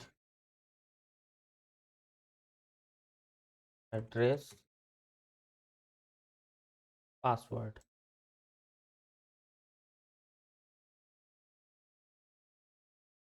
अब इसमें हम लोग कुछ वैलिडेशन डाल देते हैं, वैलिडेटर्स डॉट रिक्वायर्ड। ठीक, तो हमारा जो नेम है वो रिक्वायर्ड है, ईमेल हमारा रिक्वायर्ड है, इसके अलावा हमारा वैलिडेटर्स डॉट ईमेल, मतलब हमारा ईमेल का भी, जो ईमेल आप प्रोवाइड करेंगे वो ईमेल टाइप का होना चाहिए।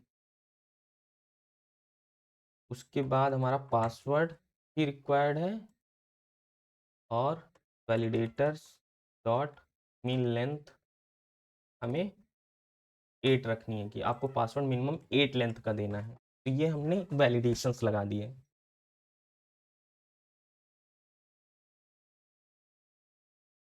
अब जैसे ही ऐड यूज़र का फंक्शन करना है हमें, उसके लिए हमें क्या करना है, जब भी ऐड यूजर्स पे यूजर क्लिक करेगा, हम फंक्शन कॉल करेंगे अपना ऐड यूजर।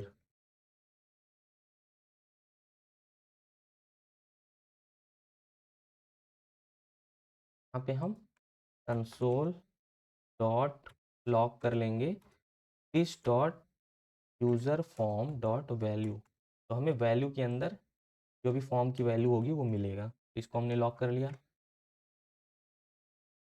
चेक करने से पहले एक काम हमें ये करना है, हमने ये यूज़र फॉर्म तो क्रिएट किया रिएक्टिव, बट इसको हमने अभी HTML से कनेक्ट नहीं किया है।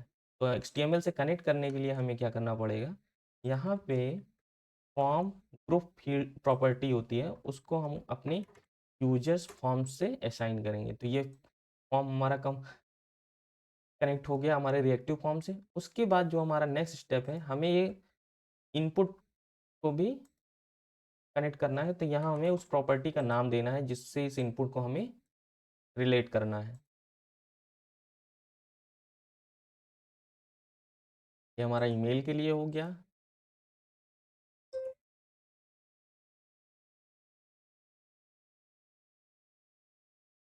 ये हमारा एज के लिए हो गया।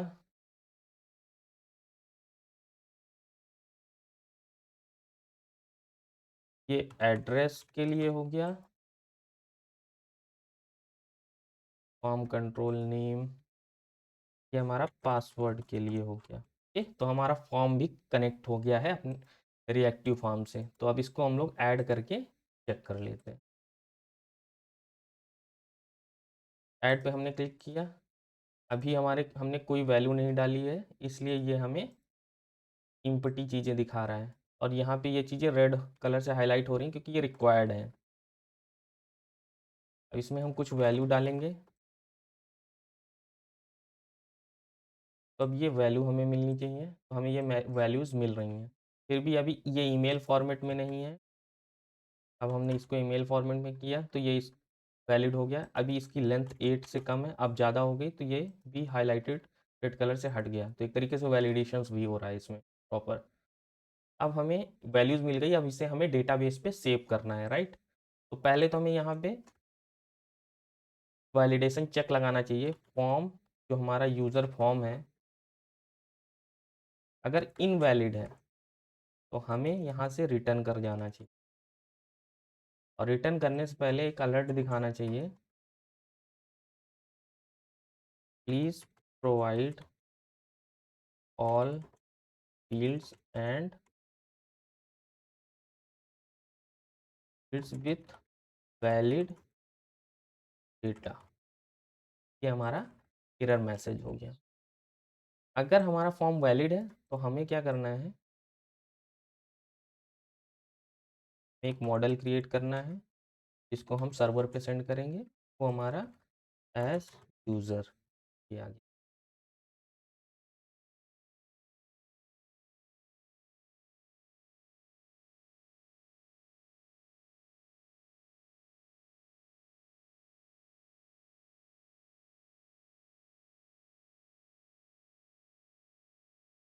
अब हमें अपने सर्विस में एपीआई कॉल करनी है ऐड करने के लिए। तो ऐड यूज़र हम यहाँ पे एक एपीआई बनाएंगे, कॉल करेंगे।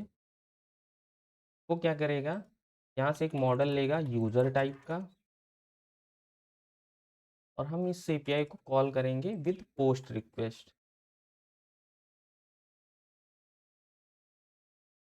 हमारे हमारे एपीआई का पाथ तो सेम है, बट इसका टाइप पहले गेट था, अब यहाँ पे पोस्ट होगा, और इसमें हमें अपना डेटा पास करना है बॉडी में। अब इस फंक्शन का हम लोग यूज़ कर सकते हैं कॉलिंग में। अब हमको यहाँ पे यूजर सर्विस इंजेक्ट करनी है।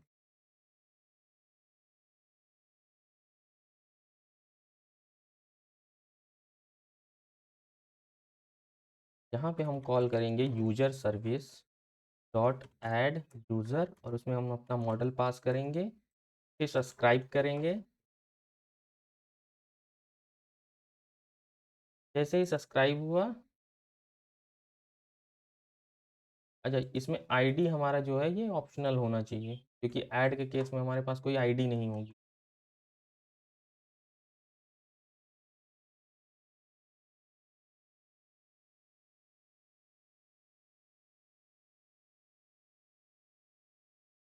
टाइप का प्रॉब्लम दिखा रहा है।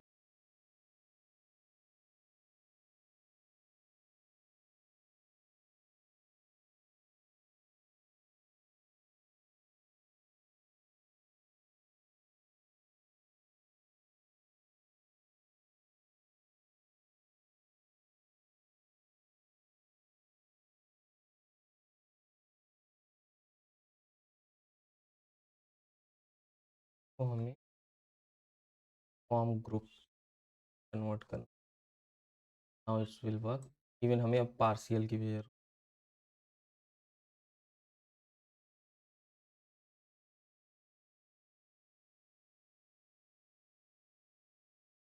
अब जैसे ही हमने सब्सक्राइब किया और हमें रिजल्ट आया, हम यहाँ से एक अलर्ट दिखा सकते हैं, अलर्ट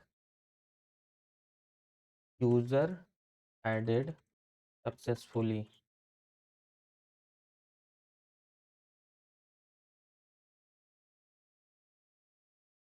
इसके बाद हम अपना होम पेज पे रिडायरेक्ट कर जाएंगे। तो उसके लिए हमें राउटर इंजेक्ट करना पड़ेगा, राउटर इंजेक्ट राउटर। राउटर का यूज़ करके हम रिडायरेक्ट करेंगे, router dot navigate by URL.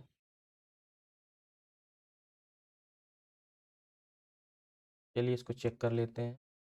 User three add किया, इसने हमें अलर्ट दिखाया कि आप डेटा डालिए पहले पूरा। तो user three at the rate test dot com, age डाली 20, address India, India, user three India, password हमने डाला 8 लेंथ का। इसको सेव किया। अब क्या प्रॉब्लम आ रही,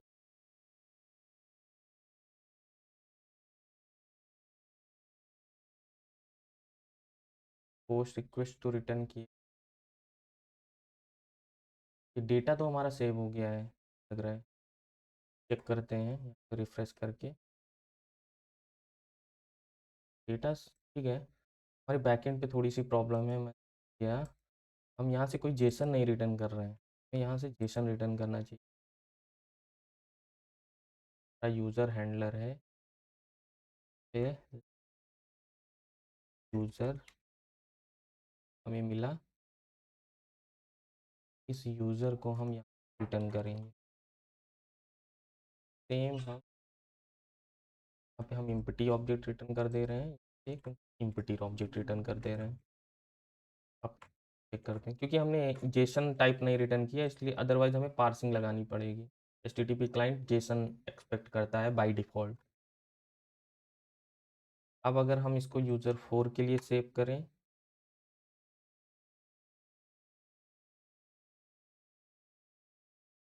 अब सेव करें, तो इसने मुझे दिखाया अलर्ट, और ये होम पेज पे रिडायरेक्ट हो जाएगा, और यहाँ पे हमारा यूज़र 3 और यूज़र 4 दोनों सेव्ड हो गया है, हमने 2 बार सेव किया हुआ था। तो इस तरीके से हमने ऐड का ऐड ऑपरेशन भी कर लिया है।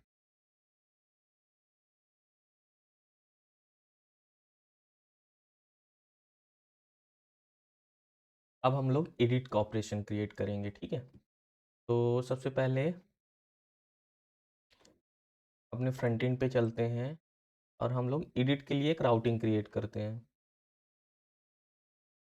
तो अभी हमने ये ऐड के लिए राउटिंग बनाई थी, अब एडिट के लिए बनाएंगे। सेम कंपोनेंट को हम लोग यूज़ करेंगे और डायनेमिक राउटिंग की हेल्प से। तो हम लोग जिस भी यूज़र को एडिट करेंगे उसकी आईडी पास करेंगे।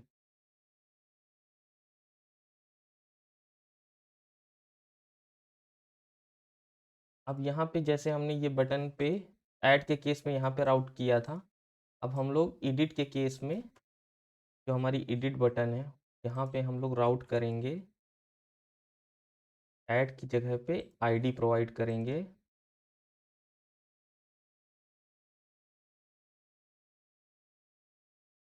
यूज़र यहाँ पे आईडी प्रोवाइड कर, एक बार इसको देखते हैं ये वर्क कर रहा है या नहीं। ये वर्क कर रहा है। अब हमें क्या करना है, यहाँ पे जब ऐड का कोस केस होगा तब तो हम यहाँ पे ऐड यूज़र दिखाएंगे, अदरवाइज हम लोग अपडेट यूज़र दिखाएंगे और यहाँ पे डेटा उस यूज़र का यहाँ पे डिस्प्ले करेंगे पहले से ऑटो पॉपुलेट करके। तो वो हम लोग कैसे करेंगे, यहाँ पे हम लोग एक ng on init function create करते हैं।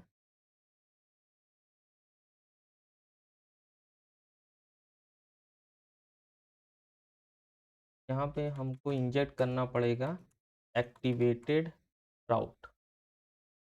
इसकी हेल्प से हम लोग आईडी फाइंड आउट कर सकते हैं कि हमारे यूआरएल में क्या आईडी है। तो राउट डॉट स्नैपशॉट डॉट परम्स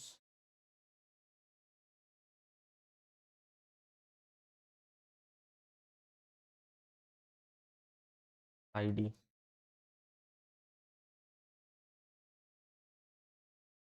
इस आईडी को हम लोग कंसोल डॉट लॉग करके चेक करते हैं कि हमको ये आईडी मिल रही है कि नहीं जो हमारे यूआरएल में है।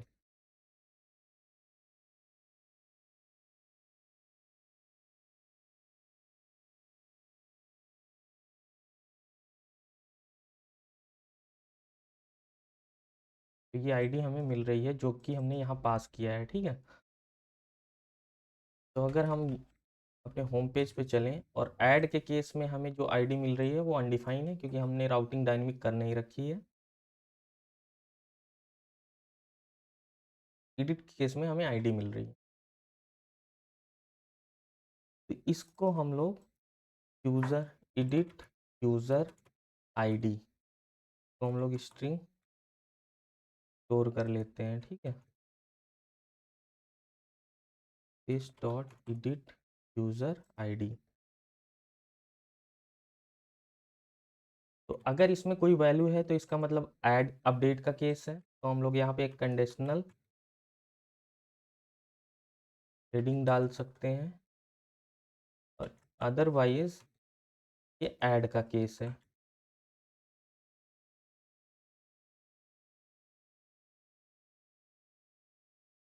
सेम अब यहीं पे हम सेम यहाँ पे हम बटन के लिए भी कर सकते हैं जैसे हमने यहाँ पे किया हुआ है। बटन को हम लोग यहाँ से उठाएंगे। तो जब एडिट टू यूज़र आईडी में कोई डेटा है तो वो अपडेट का केस है, तो हम लोग अपडेट यूज़र फंक्शन कॉल करेंगे और तो यहाँ पे टेक्स्ट डालेंगे अपडेट। तो अब अपडेट यूज़र फंक्शन हम लोग यहाँ अपने कंपोनेंट में क्रिएट कर लेते हैं। अब इसको चेक करते हैं।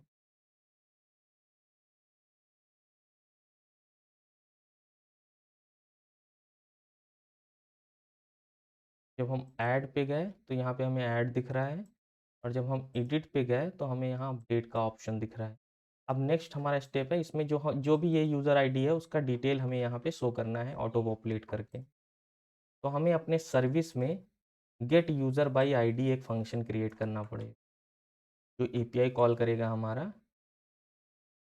तो हम यहाँ पास किए हमने आईडी और ये हमें अपने यूआरएल में एम्बेड करना है। और ये हमें एक सिंगल यूज़र रिटर्न करेगा। इसको हम अपने कंपोनेंट में यूज़ करेंगे। इफ़ एडिट यूज़र आईडी, मतलब इसमें डेटा है तो ये एडिट का केस है, तो हम लोग अपनी एपीआई कॉल करेंगे यूज़र सर्विस गेट यूज़र, और इसमें हम लोग अपना एडिट यूज़र आईडी पास करेंगे और सब्सक्राइब करेंगे। सब्सक्राइब करने के बाद हमें वहाँ से एक रिज़ल्ट मिलेगा। इस रिज़ल्ट को हम क्या करेंगे, अपने यूज़र फॉर्म में पैच कर देंगे। पैच वैल्यू क्या करता है, डेटा ऑटो पॉपुलेट करता है फॉर्म में।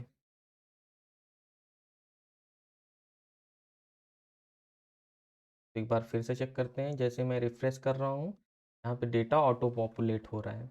अब अपडेट के क्लिक पे हमें डेटा सेव कराना है, तो हम लोग अब अपडेट फंक्शन क्रिएट करेंगे।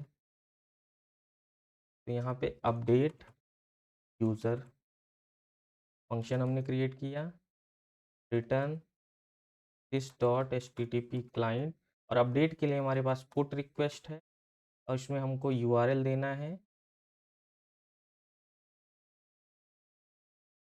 यूआरएल दे दिया। आईडी यहाँ पे हम मॉडल फाइंड आउट यूजर से लेंगे जो हमें अपडेट करना है। ओके, बॉडी में अपना यूज मॉडल पास कर देंगे। ये आईडी हमारा इस टाइप का होगा। अब इसको हम अपने कंपोनेंट में अपडेट के टाइम पे कॉल करेंगे। तो सेम यहाँ पे भी अगर किसी ने अपडेट के समय पे डेटा क्लियर कर दिया है तो हम इनवैलिडेशन चेक करेंगे। अगर इनवैलिड है हमारा फॉर्म तो हम रिटर्न कर जाएंगे अलर्ट मैसेज शो करने करके। उसके बाद हमें अपना फॉर्म वैल्यू निकाल फाइंड आउट करना है, जो हम ऐसे फाइंड आउट कर सकते हैं।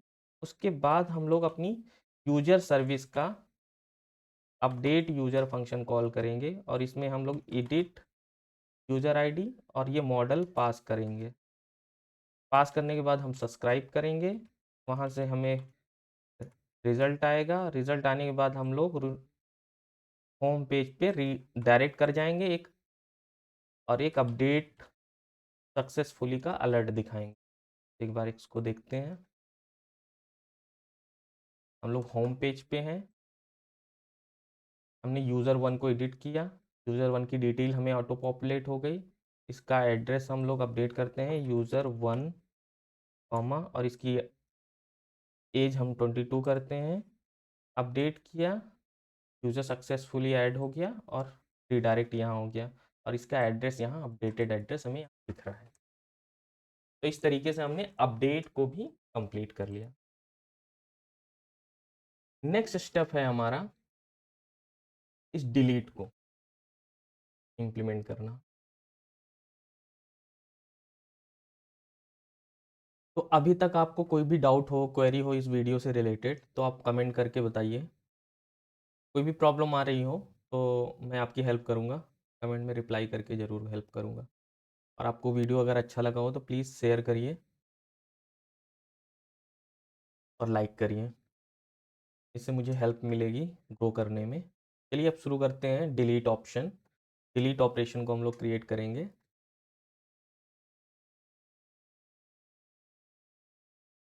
तो हम अपने यूज़र कंपोनेंट में गए और जब हम डिलीट पे क्लिक करेंगे तो यहाँ से हम लोग एक डिलीट फंक्शन कॉल करेंगे।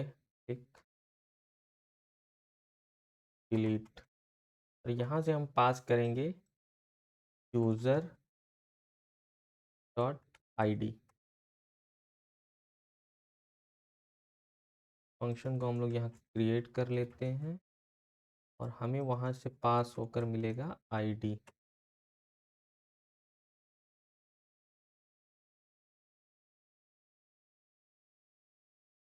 अब यहाँ हम ये कंफर्मेशन करेंगे यूजर से, तो कॉन्स्ट के कंफर्म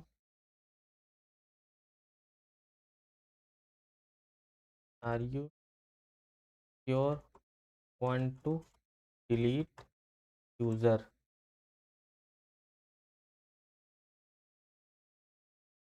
और अगर ये ओके ट्रू है तब तो हम डिलीट करेंगे, अदरवाइज डिलीट नहीं करेंगे।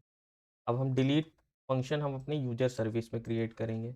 यहाँ डिलीट यूज़र एपीआई कॉल करने के लिए हमें आईडी चाहिए। फंक्शन को हम लोग यहाँ पे कॉल कर लेंगे। डिलीट मेथड के लिए हमें बॉडी में डेटा पास नहीं करना होता, केवल यूआरएल में हम लोग डेटा पास करके डिलीट ऑपरेशन कर सकते हैं। तो ये फंक्शन हमारा एपीआई कॉल करेगा डिलीट के लिए।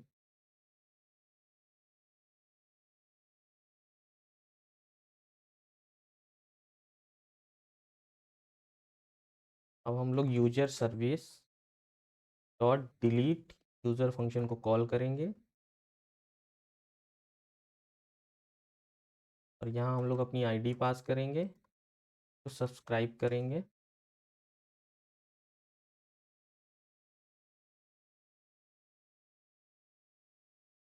और यहाँ पे हम लोग एक अलर्ट दिखाएंगे, यूज़र डिलीटेड सक्सेसफुली।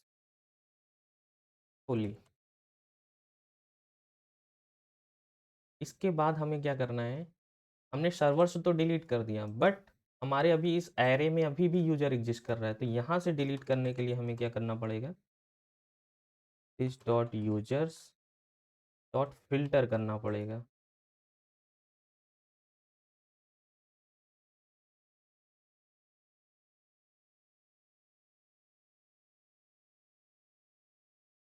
यहाँ पे वो जो यूज़र हमारा इस आईडी वाला है उसको हम फिल्टर आउट कर देंगे, बाकी को हम अपने यूजर्स में अपडेट कर लेंगे स्टोर करके। तो इस तरह इसको हम लोग एक बार चेक करते हैं।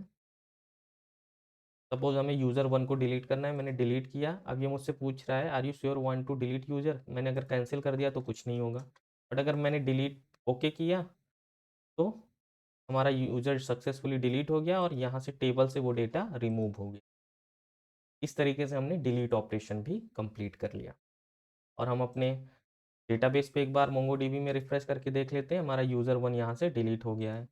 दोबारा इसको यूज़र 2 को हमें जैसे डिलीट करना है, ओके किया, यहाँ से गायब हुआ और हमारे डीबी से भी रिमूव हो गया। तो इस तरीके से हमारा कर्ड ऑपरेशन कंप्लीट हुआ। आप लोग कमेंट बॉक्स में बताइए अपना फीडबैक, ये जो मीन स्टैक पे हमने कार्ड ऑपरेशन प्रोजेक्ट क्रिएट किया है वो आपको कैसा लगा, अपना फीडबैक बताइए। अगर आपको वीडियो हेल्पफुल लगा हो, अच्छा लगा हो, तो दोस्तों के साथ शेयर करिए, लाइक करिए, हमारे चैनल को सब्सक्राइब करिए। और आगे भी मैं ऐसा ही वीडियोज़ बनाते रहूँगा। मेरे चैनल पे और भी एंगुलर से रिलेटेड वीडियोज़ हैं, डॉट नेट से रिलेटेड वीडियोज़ हैं। ये मैंने मीन स्टैक पे पहला वीडियो बनाया है और आगे कई सारे वीडियोज़ आने वाले हैं, तो आप सब्सक्राइब कर लीजिए, नोटिफिकेशन ऑन कर लीजिए और हम लोग मिलते हैं अगले वीडियो में।